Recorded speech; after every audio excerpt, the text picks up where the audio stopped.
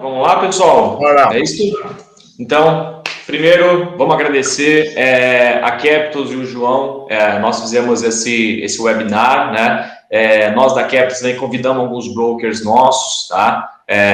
Para poder apresentar para vocês a tese que nós estamos trabalhando hoje aqui na Capitos, tá? Essa tese, ela é do produto Capitos Match, no qual eu coordeno, eu sou o head da operação, tá? No Capitos Match, a gente cria uma esteira facilitada junto com o investidor, tá? Onde nós trabalhamos apenas um produto em específico, que nesse caso é Sale and Leaseback, tá? Então, realmente, tendo empresas nesse nicho, tendo empresas que possuem esse tipo de operação para fazer, ela vai ser mais rápida, ela tem etapas de pré-análise, tá? Então, ela tem todo um fluxo diferenciado, ok?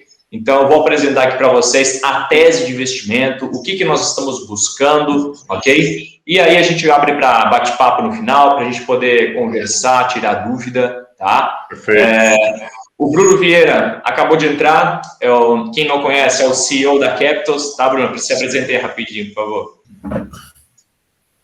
Vamos lá, fala turma, tudo bem?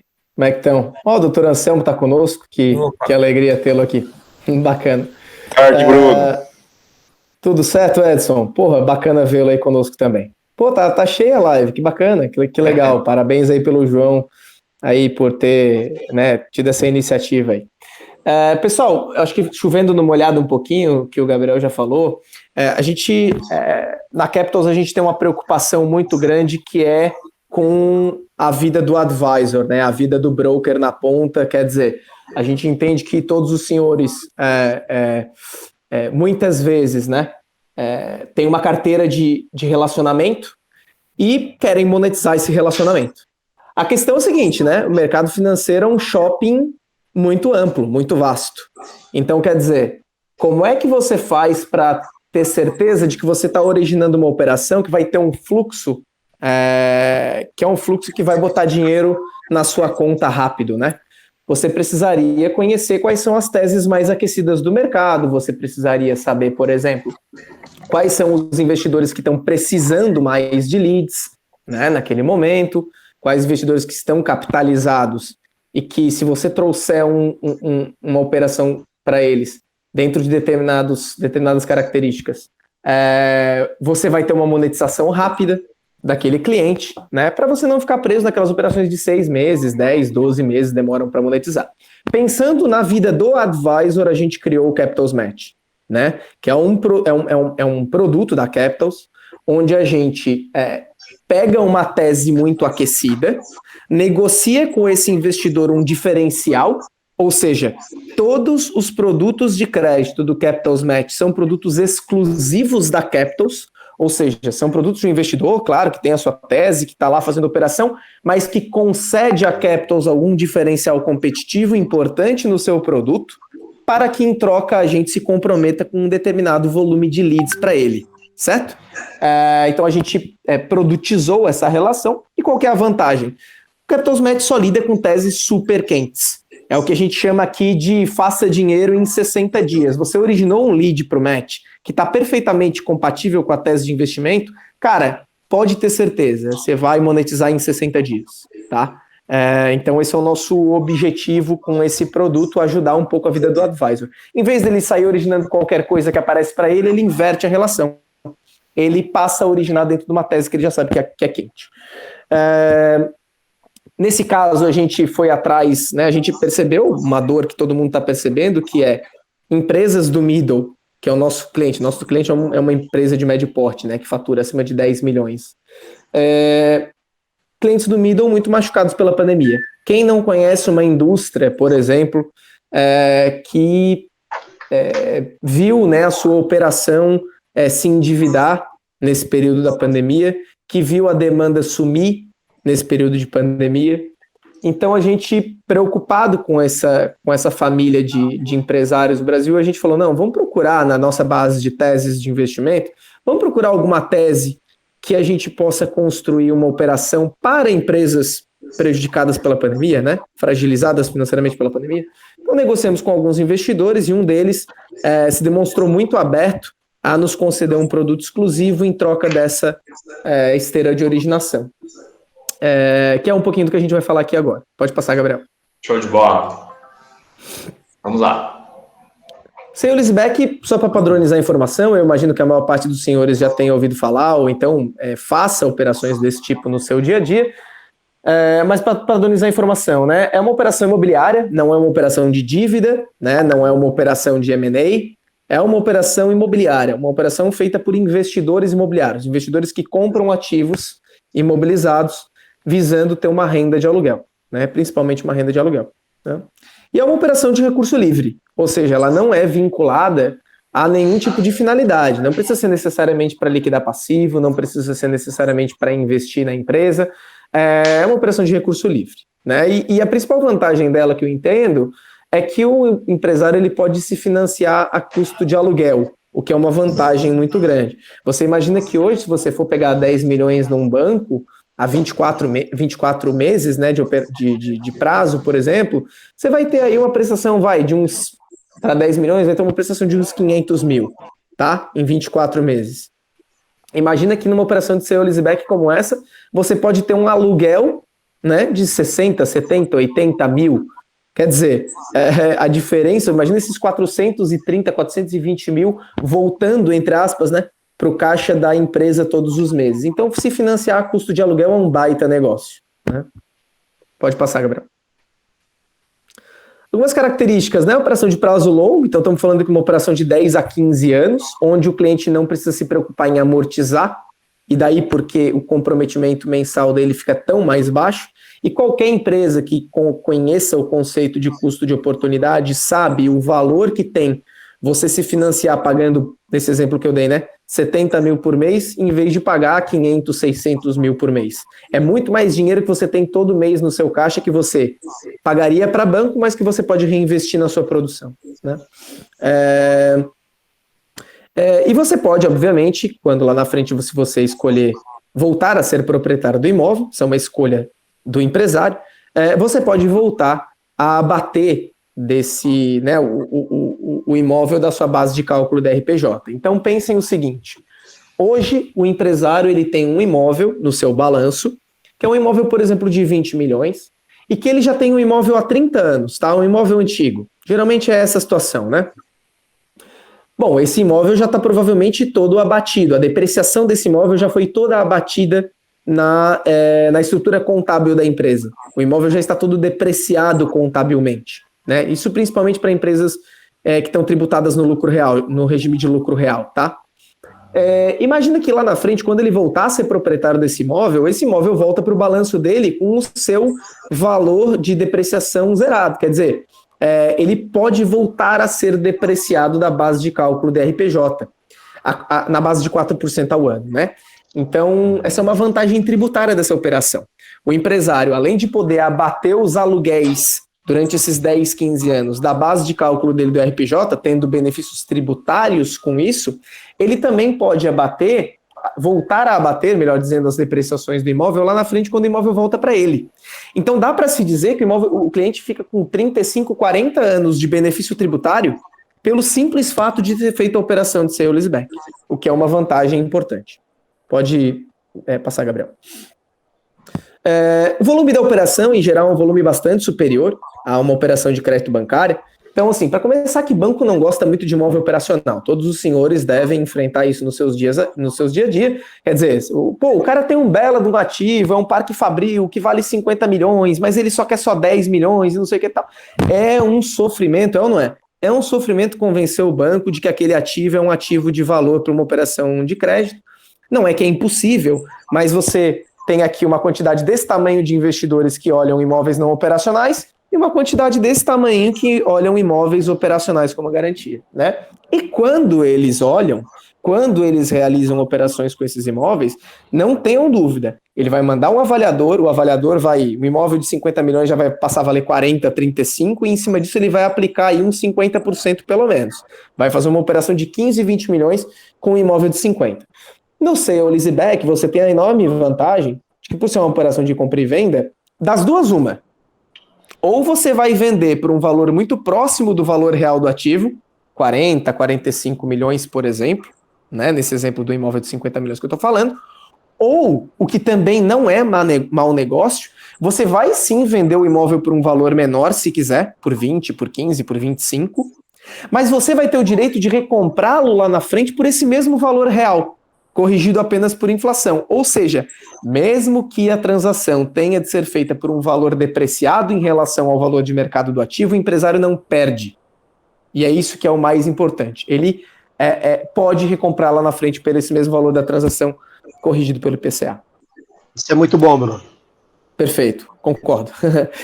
Aqui é importante a gente destacar vou dar para vocês aqui um argumento de venda que eu uso sempre, que funciona muito, tá? É muito comum a gente ouvir de empresário que quer fazer sale leaseback, ou para quem a gente oferece a nossa operação de sale leaseback, né? É ou não é? O seguinte argumento. Pô, Bruno, não quero fazer porque o cara vai ficar com o meu imóvel, então ele vai me alugar por um aluguel maior do que o valor de mercado, maior do que o aluguel de mercado, e ainda vai ficar com a minha valorização imobiliária.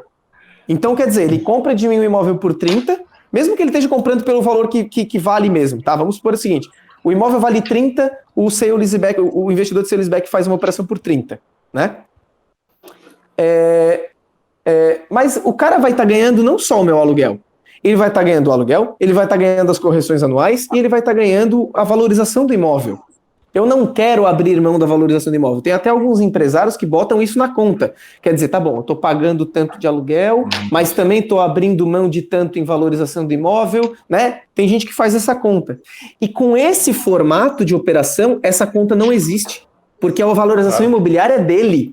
Ele tem o direito de preferência na recompra do imóvel no futuro. Tem um valor residual. Excelente isso. Exato. Agora, exato. Bruno, me perdoa fazer uma pergunta, porque eu acho que interrompe o seu raciocínio, mas ela está inerente a isso aí, que as operações de sale leaseback, ela tem um problema, ela tem todas essas vantagens, mas às vezes tem um problema. Eu queria saber qual o argumento e como a gente transpôs esse argumento. Você citou um exemplo aí de um ativo que às vezes está muito tempo fora do... já está depreciado e já está num valor lá atrás, está com preço que ele vale 40, como você usou aí de exemplo, mas em verdade ele está no ativo lá como 10, ou 20.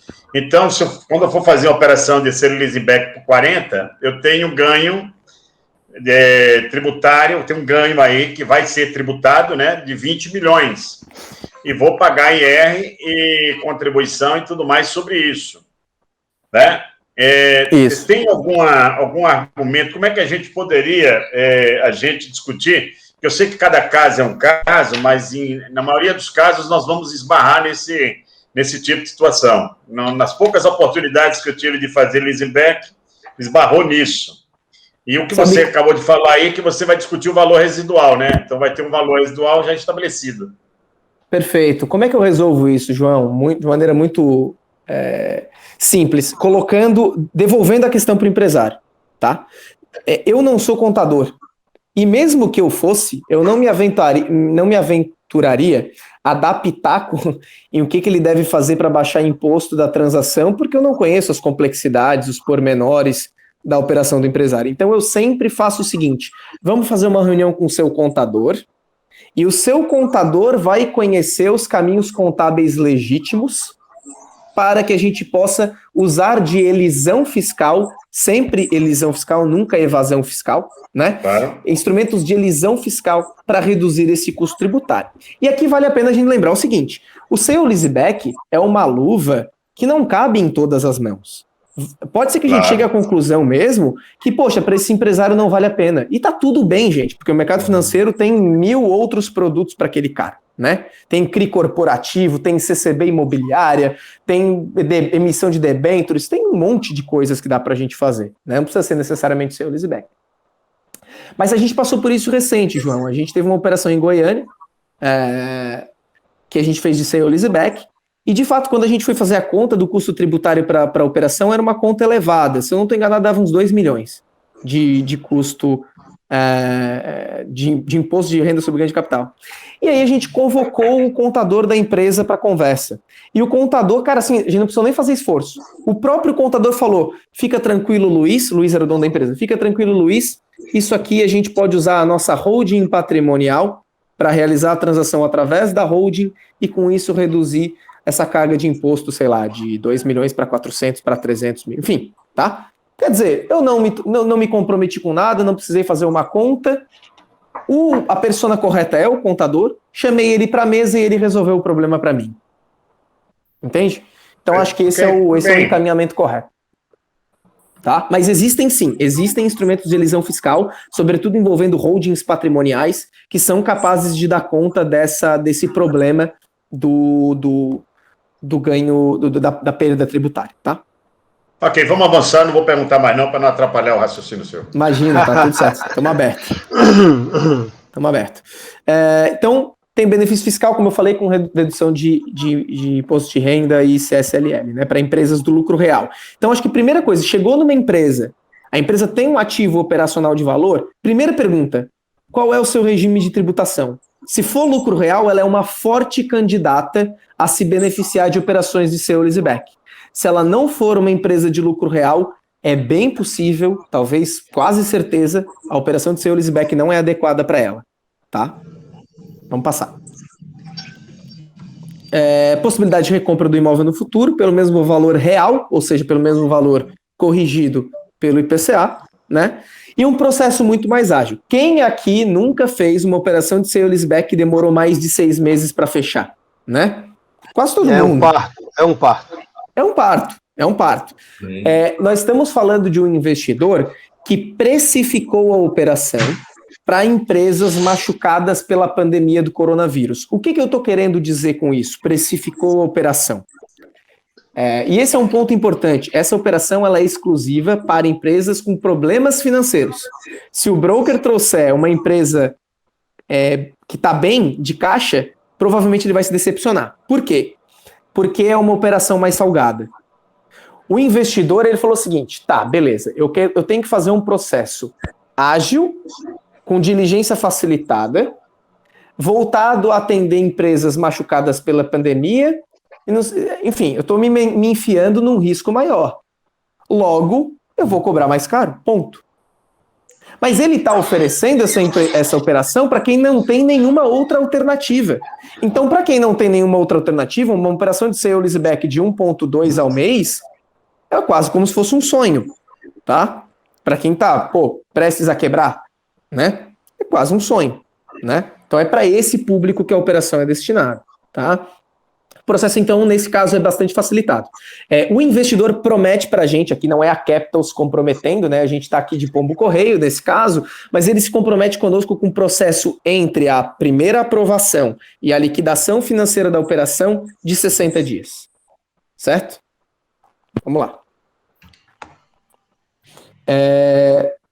Por não ser uma dívida, a operação não impacta negativamente os indicadores do Sisbacen. Então, isso é muito importante, principalmente para indústrias de capital intensivo, né? Indústria de capital intensivo, geralmente, quem não conhece aquela situação da empresa que tem 5 milhões de receita mês e tem 6 milhões comprometido com o FDIC, né? Quem não conhece essa situação, né? São empresas de capex intensivo que é engraçado, né? O empresário industrial, ele tem um caminho. Primeiro, ele é atendido só por banco de varejo. Aí, na primeira oportunidade que o banco de varejo tira o dele da reta e não atende a necessidade do empresário, ele vai buscar alternativas. E, geralmente, qual é a primeira alternativa que bate na porta dele ou que ele encontra? FDIC. Então, o FDIC, o Fundo de Investimento em Direito Creditório, que deveria servir para determinadas finalidades muito restritas, passou a ser uma espécie de plano B dos empresários do middle. Quer dizer, o banco não aprovou para mim, taca-lhe pau em FDIC. O problema é que a operação com FDIC ela tem 2 momentos de alegria, quando você faz e quando você quita. Porque a operação com FDIC, vamos combinar aqui entre nós, é horrível. Vamos combinar? É ruim, é ruim, tá? Você precisa ficar todos os meses renovando a operação. E aí pergunto para vocês, e se chegar em agosto e o FDIC não renovar a operação? O que acontece com o empresário? O empresário ficar o mês inteiro sem receita. Aí a famosa bicicleta caiu, o cara cai junto. Exato, José. Exato. Então, a operação de sale leaseback, eu acho que essa é, inclusive, acho que o argumento mais importante. A operação de sale leaseback é uma alternativa de captação definitiva para o empresário. Primeiro, porque ela é capaz de colocar muito mais grana no caixa do empresário do que qualquer FDIC ou qualquer banco de varejo é capaz de colocar. Segundo, porque, pensem comigo, sem o seu imóvel operacional, tendo vendido o seu imóvel operacional, o empresário não mais vai ser capaz de se atrapalhar com o endividamento. Quer dizer, de contratar mais dívida do que ele é capaz de pagar. Então, é uma solução que beneficia o empresário diretamente com a captação de recursos e indiretamente com governança. Certo? Legal. Se alguém tiver alguma dúvida, me interrompa, por favor, tá? Então, vamos lá. Já falei sobre isso, né? Sobre esse segundo ponto aqui. Por se tratar de uma operação sem amortização, a parcela mensal do cliente é muito menor do que de operações de crédito. E aí é um pouco do argumento que eu trouxe lá no começo. Bruno, eu entendo que esta operação, pelo que você está colocando, é uma operação muito voltada para uma empresa industrial que tem um imóvel operacional e que está endividada. Certo. Ela é focada nisso. Por exemplo, se uma construtora tiver um estoque de imóveis para vender. Uhum. A gente pode atender também, tá? Mas aí foge um pouco do objetivo dessa esteira. Aí esses comprometimentos que eu estou dando para vocês aqui de 60 dias de prazo estimado, taxas, etc., isso passa a mudar porque é outro produto. Aí nós vamos estar falando de um CRI lastreado em projeções financeiras. O produto para resolver o problema dessa construtora é um CRI lastreado em projeções financeiras, foge um pouco do nosso objetivo aqui, mas a gente tem toda uma sorte de investidores que gostam de olhar esse tipo de situação, tá? E é apenas imóvel performado. Você não está considerando no teu sale leaseback, por exemplo, até pela própria definição, a pergunta pode parecer meio estranha, mas, por exemplo, se a empresa tem terrenos, isso aí não entra nesse tipo de operação.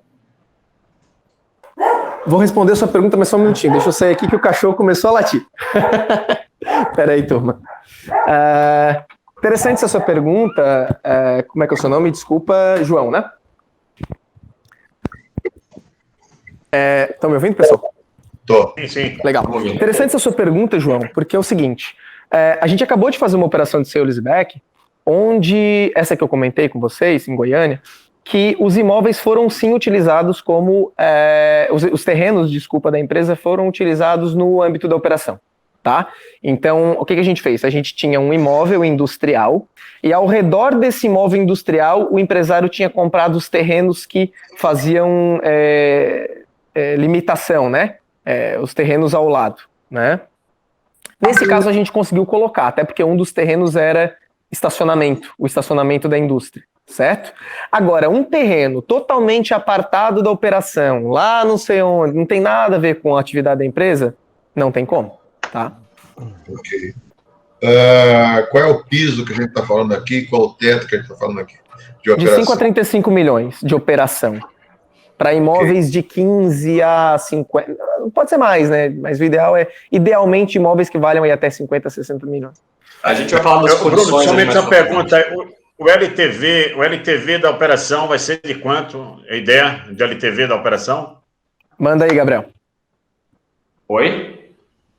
O LTV da operação aí. O LTV? Ou seja, o valor da operação sobre o valor do imóvel.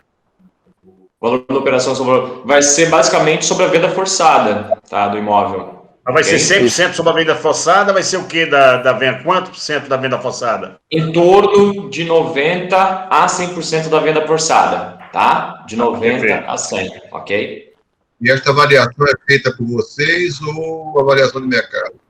Avaliação de mercado contratada por empresas que já pertençam ao rol de prestadores de serviço do investidor. Isso. Essa operação pode ser, no final dela, renovada? Sim, inclusive é de interesse do investidor isso. Uhum. Perfeito. Quer dizer, você pode ou não exercer a possibilidade de recompra no final, ou seja, você pode fazer com que essa operação seja como se fosse uma cessão definitiva, quase definitiva entre aspas, obviamente, desse imóvel? Sim, sem dúvida, é possível. Gabriel. Oi. Oi. Desculpa eu estar intrometendo, mas assim, eu estou vendo que o pessoal está fazendo pergunta no meio do caminho aí. Vocês vão ter um bloco só de pergunta ou a gente pode interagir com vocês? Olha, pode interagir, né? Recomendado é que algumas perguntas a gente já tá respondendo, mas nós vamos apresentar depois, né? Então, talvez seja mais interessante segurar um pouquinho e aí no final a gente abre para pergunta. Pode ser? Tá, eu vou guardar então para mais tarde. Obrigado. Legal, concordo. Pode ser. Beleza. Então, vamos lá, Bruno. Então, vamos lá. Isso aqui é bem interessante. Possibilidade de fazer uma rodada complementar de investimento após o fim da operação usando o mesmo imóvel. O que é isso? Bastante atenção, porque eu acho que esse é o argumento mais legal dessa operação. O cliente fez a operação agora. Daqui 10, 15 anos, o contrato vence. Ele tem 3 alternativas do que fazer. Primeira alternativa, renovar o contrato. E aí fica mais 10, 15 anos com operação de sale leaseback como locatário. Segunda alternativa, ele pode recomprar o imóvel. Exercer o seu direito de recompra. Terceira alternativa que pouca gente conhece, até porque não é toda operação de sale leaseback onde isso pode ser feito, ok? Essa pode. Ele vai ter uma opção de compra contratual, concordam comigo? Ele vai ter uma cláusula de opção de compra. Ele pode ceder essa cláusula de opção de compra para um novo investidor. Isso não é usual, isso depende de um arranjo entre os investidores, mas uma possibilidade dele é o seguinte: olha, eu fiz uma operação a 10 milhões há 10 anos atrás. Hoje, eu tenho um imóvel que vale 30. Aquele imóvel que valia 10, hoje ele vale 30. E eu tenho que pagar para o investidor, por exemplo, 15, que é o 10 milhões, corrigido pelo IPCA, por exemplo, deu 15 milhões. Tá bem?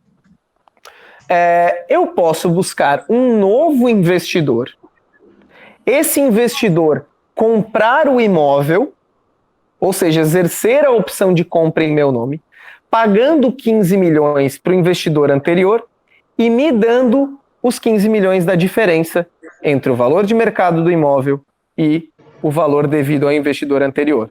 Ficou claro, pessoal, essa operação? Depois, se vocês tiverem dúvida, voltem nesse ponto. Mas o que eu estou querendo dizer é o seguinte: ele pode fazer uma nova rodada de investimento lá na frente, usando o mesmo imóvel, como terceira alternativa do que fazer ao fim do contrato. Ok? Legal. Possibilidade de usar um imóvel que esteja na PF ou em outra PJ. Ou seja, o investidor aqui ele não está preocupado se a empresa é a proprietária do imóvel ou se o imóvel está no nome de um terceiro ou no nome dos sócios da empresa. Ele não está preocupado. Tem alguns investidores de sale leaseback, vocês sabem bem, que não fazem quando o imóvel está em nome de terceiros, né? Não é o caso aqui, tá? Ótimo. Então, para quem que é destinada essa operação, né? Galpão logístico, parque fabril, grandes lojas comerciais, então estou falando aqui, por exemplo, de supermercados, né? Grandes unidades de varejo, né? Enfim, de atacado, né? Hotéis e centros educacionais. Ela não é recomendada para qualquer ativo do agronegócio, mesmo que seja uma indústria no agro, mesmo que seja um silo, mesmo que seja um ativo logístico. Nenhum ativo de agronegócio pode acessar essa operação, o investidor não gosta, tá? Terrenos, salas comerciais, ou seja, aquelas salinhas de 600, 1.000, 1 milhão, 2 milhões, salas comerciais varejo, né? Postos de combustíveis, que são basicamente terrenos, tá? Pelo menos na leitura do investidor é entendido como um terreno, e imóveis residenciais, tá? Ok. E aqui um pouco dos parâmetros da operação, e aí respondendo para o colega que falou, olha, é pré ou é pós? Não sei responder sua pergunta, porque é pré no sentido de que mês a mês vai incidir o 1.2 mais, né, a partir de 1.2, mas como qualquer contrato de aluguel, vai ter uma correção anual, né, pelo IPCA. Então, depende de como você enxerga. Você pode enxergar que é pré, porque durante o ano inteiro ela fica com a mesma, né, não é uma composição de 1.2 mais IPCA, por exemplo, mas tem um indexador no contrato, né? Ótimo. Então, passando rapidamente pelas condições, né? Valor mínimo e máximo liberado da operação é de 5 e 35 milhões. Lembrando que o imóvel Caso queira 35, imóvel tem que ser um pouco acima desse valor, obviamente, né? Carência, a gente pode dar carência de até 3 meses, dependendo da análise. Taxa mínima, a gente está fazendo a partir de 1,2, conforme a análise. Prazo de 10 a 15 anos. Garantia, realmente é o próprio imóvel operacional, que é o seu leaseback. E tem a opção de recompra, né? Depois de 5 anos, o empresário escolhe a data que quer recomprar o imóvel, caso ele deseje, tá? Só passando por cima aqui para vocês verem. Interessante sobre a taxa, Gabriel, volta ali. Interessante sobre a taxa é o seguinte, pessoal. Vamos pegar de novo o exemplo da sale-leaseback que a gente fechou agora lá em Goiânia. A taxa da operação, até porque a empresa era uma empresa com um nível de endividamento importante, a taxa da operação era de 9,5 ao ano mais IPCA. Essa era a taxa nominal, ou seja, isso é o aluguel anual que aquela indústria vai pagar sobre esse imóvel, certo? Só que no caso dela, a gente teve 2 felicidades que nem sempre são possíveis. Primeira, tivemos poucos custos tributários, ou seja, a gente teve ali um imposto de renda sobre ganho de capital na venda do imóvel baixo a apurar. E a gente teve como se apropriar de todos os benefícios tributários da operação naquele caso. Porque era uma empresa lucrativa, com uma boa margem EBITDA, e por isso podia abater os aluguéis da sua base de cálculo do imposto de renda. Com isso, o custo efetivo da operação, então lembrando, né, taxa nominal 9,5 ao ano. O custo efetivo dessa operação ficou em 6,7 ao ano. Pô, Bruno, mas como é que pode? Nunca vi isso. Custo efetivo fica abaixo da taxa? Sim, porque o cara teve benefício tributário e teve poucos custos tributários. Perfeito? Aí não tem IOF e tal, quer dizer, tem todas aquelas outras vantagens. E não tem também que contabilizar o custo da perda da valorização do imóvel, afinal ele pode voltar a ser proprietário do imóvel no futuro, acaba que ficou uma operação com custo efetivo inferior à taxa mesmo. Tá? Então essas coisas podem acontecer. Nem sempre acontecerão, mas pode acontecer. Ótimo. Então, como contratar, né, essa operação? Para quem o João veio aqui e convidou para esse webinar, tá? O João vai tratar com vocês como fazer essa operação, tá, João? Para deixar bem claro aí, né? E para quem a Capital convidou aqui, tá? Os gostos da Capital, a gente vai enviar um e-mail para vocês de como contratar essa operação, tá, pessoal? Então, para deixar bem claro isso, ok? Legal. Investidor não é um banco, é um fundo de investimento imobiliário, tá? É isso. É isso. E aí, quem nós somos? Somos uma fintech de crédito para o middle market, temos tecnologia na captação de recursos, canais de distribuição e capilaridade nacional. Né? Obrigado aí pela atenção. Estamos abertos a perguntas. Vamos lá, pessoal. A primeira pergunta sempre vai ser, você usou uma questão tributária que ela é determinante realmente no fechamento da operação. A gente já está de olho em algumas empresas e a gente já sabe que poderá ter essa discussão aí. Tá? De fato, é um nó, às vezes, God, que a operação ela é fantástica, ela é de primeira independente. E você falou muito bem, a taxa efetiva ela não quer dizer que seja a taxa nominal, não quer dizer que seja a efetiva, né? Que o ganho tributário que ele possa ter lá na frente justifique. Então, as pessoas têm que ter em mente essa questão aí na operação, né? Que os benefícios dessa operação é diferente de um lease normal de instituição financeira, que eu já fiz algumas. Entendeu? Não ela tem alguns diferenciais que tornam ela muito mais atrativa do que qualquer uma outra que eu tenha visto. Tá? Parabéns aí pela estrutura da operação. As pessoas aí, pelo menos o nosso time vai ter algumas perguntas aí. Uma delas você já matou, que a gente estava com a empresa do agribusiness, uma operação linda. A gente estava vibrando, você já deu um tapa na gente. Duas.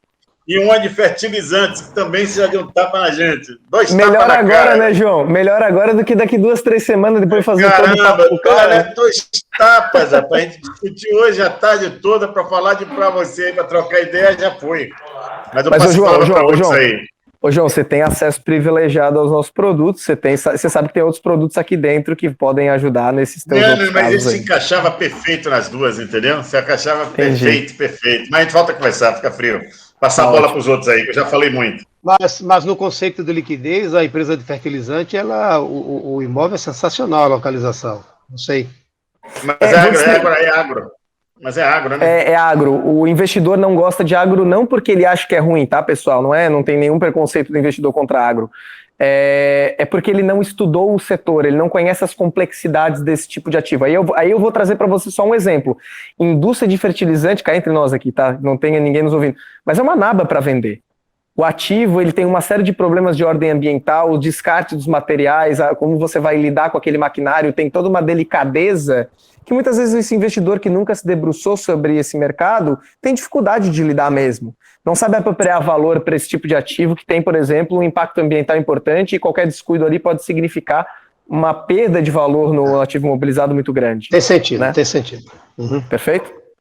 Bruno, indústria de alimento. Cara, perfeita. Maravilhoso. Qualquer segmento. Pode ser suíno, pode ser bovino, pode ser frango, pode ser arroz, qualquer um. Se for uma indústria alimentícia de beneficiamento, né, ou seja, não for uma indústria que está lá no meio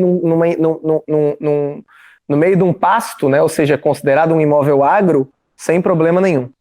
Tá? Não, é imóvel industrial, está localizado em cidade e é indústria de transformação. Ela pega o animal e transforma em diversos cortes, tá? Maravilha. Pode mandar para a gente. Ótimo. Maravilha. Pessoal, deixa eu fazer uma fala sobre a operação de sale-leaseback, porque eu acho que é a operação mais assim, injustiçada do mercado. Tem dois tipos de sale-leaseback, eu brinco sempre com os clientes aqui. Tem o sale-leaseback barato que sai caro, e tem o sale-leaseback caro que sai barato. Só tem esses dois tipos, tá? Não tem outro, tá? Explico. Tem o tipo de investidor que coloca todas as suas receitas, né, toda a sua remuneração no contrato de aluguel e abre mão de qualquer outra remuneração tangencial da operação. Ele está preocupado só com o aluguel, então ele fecha um bom contrato de aluguel que remunere ele pelos riscos e pelos custos dessa operação. Esse é o investidor caro que sai barato, porque esse é o investidor que ele só está olhando para a remuneração dele de aluguel, gente. Ele não está querendo ganhar dinheiro com valorização do imóvel, ele não está preocupado em depreciar o imóvel do cara, ele não vai botar cláusula leonina, ele é um cara fair. Ele vai querer botar o custo de aluguel em preço de mercado. Então é onde, mas esse cara está me cobrando 10%, está me cobrando 12% ao ano, está me cobrando 9% ao ano no custo de aluguel, achei caro. Às vezes o empresário traz para a gente. Mas o desenho da operação é o desenho da operação que todos os outros ganhos adjacentes ficam para o empresário. E tem o investidor espertinho, que é o barato que sai caro, que é o cara que faz contrato de sale-leaseback a 6% ao ano. Beleza, hein? 6% ao ano de aluguel, que coisa boa, 7% ao ano. O empresário assina de olho fechado, só que não tem direito de recompra. Se quiser recomprar, é pelo valor que o investidor quiser vender, ou pelas empresas escolhidas exclusivamente pelo investidor, né? Não permite, muitas vezes, que o empresário se beneficie de benefícios tributários, por questões que têm a ver com o desenho da operação. Por exemplo, ele não permite fazer via holding patrimonial. É o barato que sai caro, tá? Então, a operação de sale-leaseback ela tem que ser entendida como um todo. E aí é por isso que eu acho que eu ia falar do João, ela é muito feliz. Benefício tributário é o segredo se você vai fechar a operação de sale-leaseback ou não. Não se enganem. Vai chegar na hora de assinar o contrato, depois daqueles 6, 8, 9 meses suados de vocês para fechar a operação, o empresário vai olhar para aquele contrato e vai suar frio e vai falar, putz, cara, não estou convencido, não quero assinar. Quem nunca perdeu um sale-leaseback próximo ao closing, próximo ao fechamento, né? É por isso. É porque é uma operação que tem lá muitas cláusulas, ele não sabe exatamente o que o investidor está ganhando, ele não consegue ver direito o que ele está perdendo, a coisa fica um pouco transparente, ele não assina, né? Então a gente tem um ferramental, temos uma planilha de Excel para auxiliar os nossos clientes a apurar o ganho de capital. Entrou o lead para a gente vai fazer uma pré-análise. E a nossa pré-análise envolve muitas vezes, quando a gente consegue já fazer isso na pré-análise, é claro, quando a gente tem informações suficientes, fazer um entendimento do custo tributário, né? Quer dizer, esse cara, tá, beleza, ele vai fechar uma operação a 1,2, 1,3, 1,4% ao mês, a depender do nível de risco dele. Legal, bacana. Mas quanto que fica isso líquido para ele? Não, Bruno, ele vai pagar 140 mil de aluguel, mas desses 140 mil de aluguel, 50 ele abate de imposto. Pô, aí já é uma outra conversa. Entendeu? Ou 40 ele abate de imposto. É uma outra conversa, né? Então, é importante a gente saber disso. Boa. Mais alguma pergunta, pessoal? Alguém tem algum questionamento? Alguma... Então, vocês colocaram... Jean-Pierre, tá? Vocês colocaram lá atrás que essas operações são operações com empresas que foram afetadas pela pandemia, né? E as taxas em torno de 1,2% ao mês, mais ou menos, né? E todos os contratos de vocês são atípicos? Todos os contratos são atípicos, perfeito. Tem de ser, né? Tem de ser. Mas você operaria com contratos normais ou não? Sim, mas aí, de novo, é um outro produto, é um CRI, tá? É um outro produto. Então, mas no Sales e Back, você só opera a partir dessa taxa. Abaixo disso, você não opera. Você não faz uma análise de rating do cliente. E se ele não se enquadrar numa dificuldade pandêmica, vamos dizer assim, você não se interessa pela operação. Não é isso, é que o investidor ele tem uma determinada remuneração para entregar para o cotista. O cotista pediu para ele uma remuneração lá, sei lá, 18% ao ano. Sei lá, estou chutando aqui, claro, né? E aí o que ele faz? Bom, como é que eu vou fazer para entregar 18%? Tem um regulamento que a taxa mínima é 1,2%. Exato, então ele tem um regulamento. Ou seja, podemos atender empresas em boa saúde financeira? Lógico que sim. A gente só acha que a empresa não vai querer aceitar a proposta que a gente vai colocar na mesa. Quer dizer, tem outros fundos para ela, né? Tem outros fundos para ela acessar. Não tem problema, entendeu? Nós, Capitals, a gente faz operação de sale-leaseback para qualquer cliente, do AAA para o distressed. Não tem problema. Essa esteira, ou seja, esse produto exclusivo, a gente fez pensando no cara que está pior. Porque eu acho que é esse cara que tem que ser ajudado nesse momento. Tá, o cara que tem que ser ajudado nesse momento, que ele tem uma dificuldade financeira e que ele possa se enquadrar nessa operação, ele pode dar um imóvel mais um outro em contrapartida para conseguir um valor maior? Claro, se forem operacionais, sem dúvida. Não, no caso tem uma indústria e um imóvel, um outro imóvel que não é uma indústria, é um prédio que não está nem alugado nem nada. Entendi. Confesso a você que eu não sei. Mas aqui a gente poderia fazer duas operações distintas. Assim, na realidade, o cara tem uma indústria que vale 10, ele precisa de 15. O outro imóvel vale 8, então ele faria a indústria mais o imóvel, 18 para pegar 15. É um chute, tá? Eu estou falando dos valores só para dar um exemplo. Talvez se esse imóvel estiver na contabilidade da empresa lá não mobilizado, né, como utilização, como escritório, alguma coisa, talvez, né? Não, mas esse investidor, ele visita o imóvel, né? Ele está preocupado, tá. Claro. Ele está preocupado em saber se de fato a empresa está usando aquele imóvel para suas atividades. Eu confesso, não tenho resposta para você agora, Jean-Pierre. Eu preciso fazer o meu dever de casa aqui e ver com o investidor. Teria que ser consultado, né? Bruno, uma coisa que você falou de hotéis, aí você sabe que você tem sofrido bastante. Opa, desculpa, no último ano. João. Pode terminar aí, João Pedro. Você quer terminar. Isso. Já concluiu? Posso perguntar? perguntar? Na realidade, eu ia perguntar o seguinte: a operação, você faz ela em cima da avaliação que você pratica ou da avaliação ou do preço do mercado? Você manda um avaliador para a operação? Essa avaliação tem custo? O investidor, não, essa avaliação é paga pelo investidor e o investidor manda uma empresa já que pertença ao rol de prestadores de serviço deles, né? Eles têm lá algumas empresas que prestam serviço. Tá. E você tem um prazo mínimo para carregar a carteira, ou se eu faço uma operação de sale-leaseback com você hoje e o ano que vem eu quero retomar ela para mim?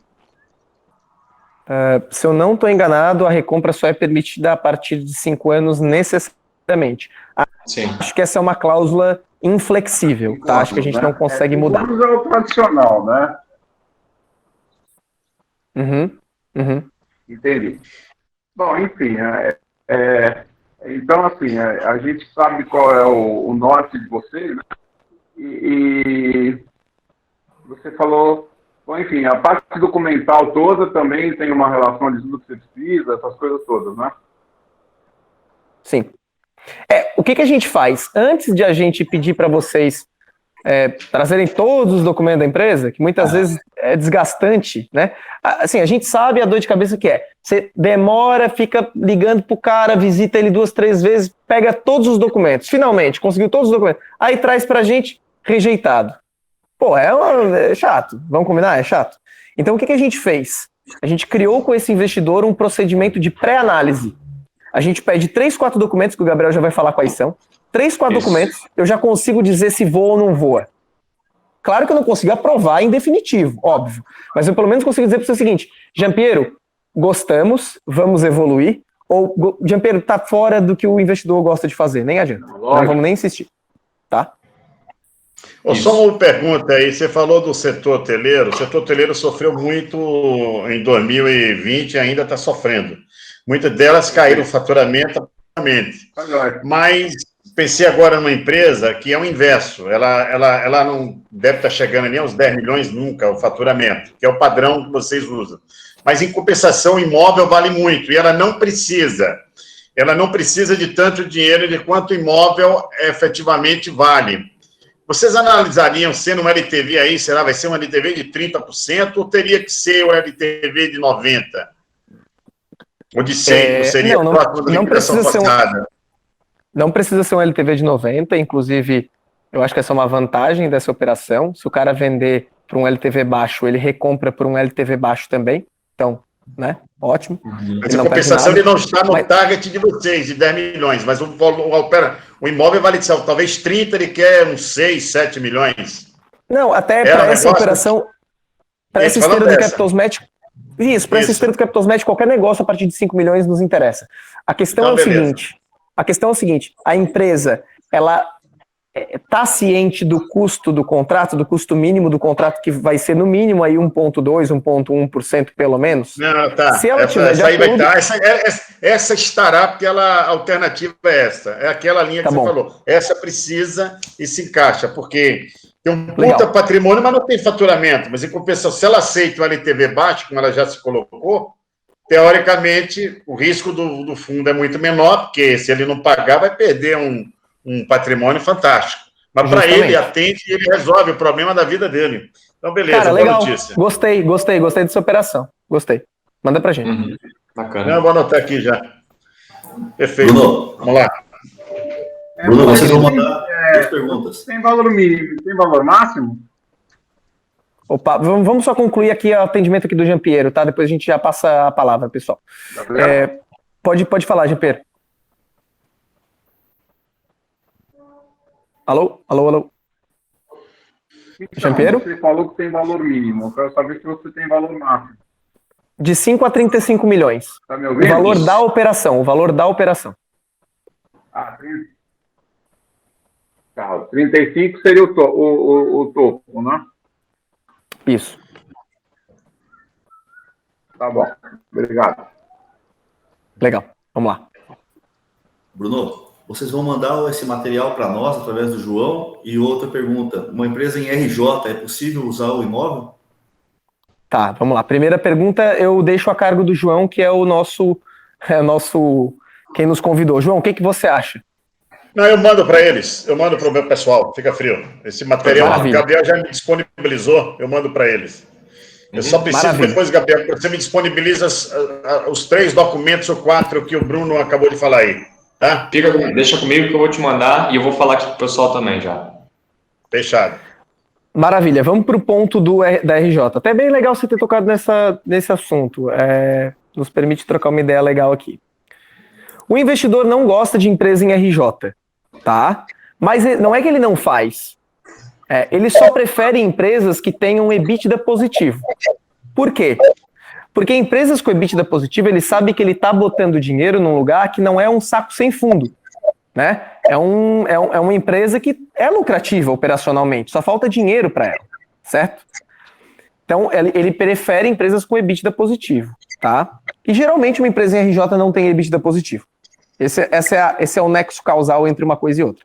Agora, se a gente recebe uma empresa em RJ com EBITDA negativo, mas com um bom ativo imobilizado, um ativo de valor, a gente consegue criar, aí aqui é uma prestação de serviço da Capitals, que a gente agrega valor nessa prestação de serviço. Eu consigo montar uma tese de investimento, explicando para o investidor o seguinte: investidor, calma aí, eu sei que é uma empresa em prejuízo operacional, mas olha só, essa empresa, eu vou dar um exemplo aqui, Wilson, só para você, assim, bem ilustrativo. Essa empresa, ela hoje está trabalhando só em em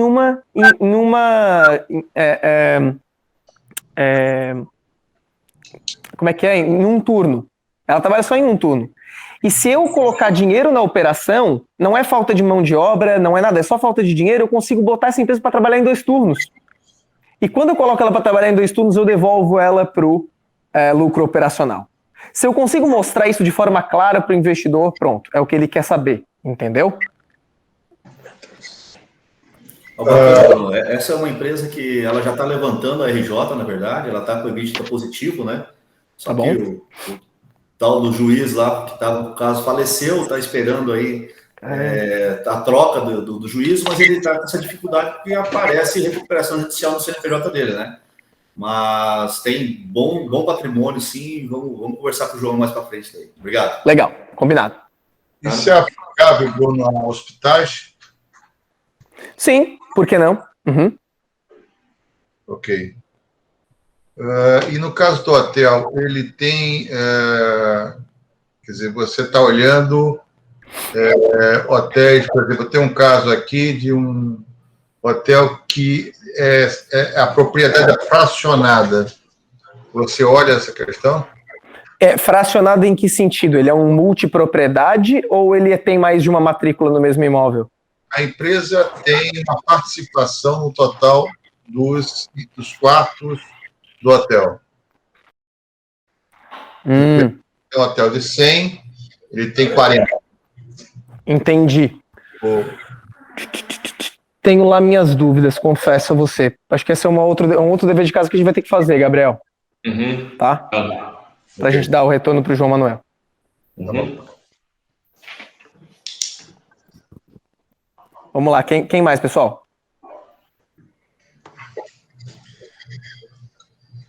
Todo mundo tá conhecedor. Não, algumas dúvidas irão surgir. Na montagem das operações, com certeza. Não existe Liseberg sem dúvida futura. Total. As poucas, meus quase 40 anos de mercado que eu fiz, não foi fácil. Não foi fácil, mas ela é boa, ela é boa. Sem dúvida. O balanço tem que ser auditado, não? Não precisa. Então, pessoal, eu vou só falar aqui os documentos da pré-análise, depois o João vai passar essa listinha para vocês, só para vocês já ficarem preparados no que vai demandar, né? Então, primeiro, matrícula do imóvel em questão, tá? No qual vai ser utilizado, balanço patrimonial e demonstrativo financeiro, ok? Dos últimos 2 anos de preferência, tá? De preferência.